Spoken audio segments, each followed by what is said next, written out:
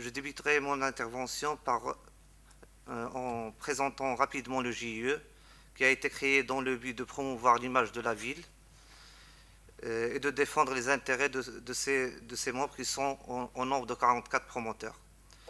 Il se charge statutairement des missions suivantes: l'étude, la conception, la réalisation directe ou indirecte de toute action visant la promotion de l'image de marque de la nouvelle ville de Cemsna, la contribution au développement des échanges d'informations, des expériences ou de tout autre élément ou données pouvant aider à la promotion de la nouvelle ville, la participation à la création et l'organisation des espaces de rencontres, forums, séminaires, journées d'études. Le GIE a mis en place 3 commissions, une autorité a pour objet de défendre les intérêts des promoteurs et de faciliter le partenariat privé-public. La deuxième commission, c'est la commission de communication. Elle a pour objet d'instaurer un plan de communication pour promouvoir l'image de la ville. Et la troisième commission, c'est la commission réservée à l'environnement et au développement durable.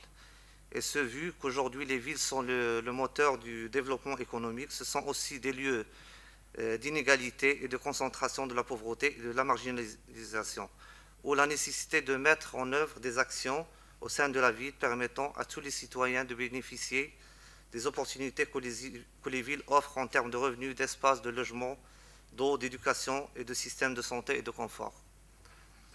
Notre objectif dans cette ville nouvelle est de notamment assurer le droit à un logement décent, le droit à un environnement sain, à une ville en santé, une croissance durable, le droit à des déplacements durables et aisés, à une gouvernance efficiente dans la gestion urbaine qui place l'homme et son bien-être au centre des préoccupations. La qualité de vie à Cemsna est un des objectifs auxquels nous sensibilisons les promoteurs de la ville par la réalisation des espaces verts, des équipements de première nécessité et des parcs de loisirs, et en offrant des programmes immobiliers assurant un cadre de vie confortable reposant sur de nouveaux produits et de technologies nouvelles, basées sur des résidences fermées, sécurisées, équipées de chauffe-eau solaires, de nouvelles technologies domotiques. Par exemple, l'installation des chauffe-eau solaires joue en faveur de l'environnement et de l'écologie renouvelable. Pour un développement durable, cette richesse naturelle peut être une source d'économie pour de nombreuses familles.